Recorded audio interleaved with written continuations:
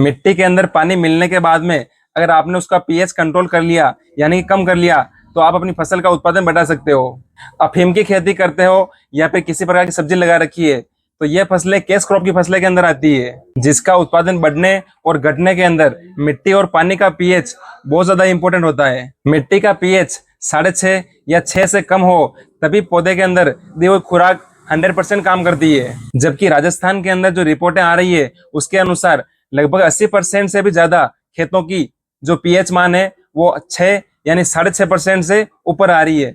अगर ये स्थिति आती है तो आपके खेत के अंदर दी गई खुराक पौधे को 50% से भी कम मिलती है। अगर आपने मेरे बताया गया ये फॉर्मूला आपने अपना लिया तो आपको 100% फायदा मिलेगा, इसकी मेरी गारंटी है। सबसे पहले इस खाली बाउल के अंदर अपन पीने योग्य पानी यानी कि जो खेत का पानी है वो ले रहे हैं। इसके अंदर अपन जो अपने खेत की मिट्टी है वो अपन मिलाने वाले हैं। इसके अंदर आप देख सकते हो अभी जो पीएच मान आ रहा है मिट्टी और पानी का वो लगभग 7.10 के आसपास आ रहा है। इसके अंदर अपन यूरिया मिलाने वाले थोड़ा सा, यूरिया है जो अपन इसके अंदर मिला रहे हैं। इसके अंदर आप डीएपी मिलाते हो या फिर यूरिया मिलाते हो, दोनों का काम पीएच को कंट्रोल नहीं करता, ये पीएच को बिगाड़ता है, या तो बढ़ेगा या फिर घटेगा। अभी आप देख सकते हो इसका जो पीएच मान आ रहा है यूरिया मिलाने के बाद में 7.25 या 26 के आसपास आ चुका है। ठीक है, अभी इसके अंदर अपन पीएच को कंट्रोल करने वाली खाद जो अपन मिलाने वाले हैं, ये जो खाद है ये पीएच को कंट्रोल करती है। अगर पीएच कंट्रोल में रहेगा तो जो पौधे को अपन ने खुराक दी है, खेत के अंदर जो खुराक दी है वो पौधा 100% ले पाएगा, जिससे अपनी फसल की पैदावार बढ़ेगी।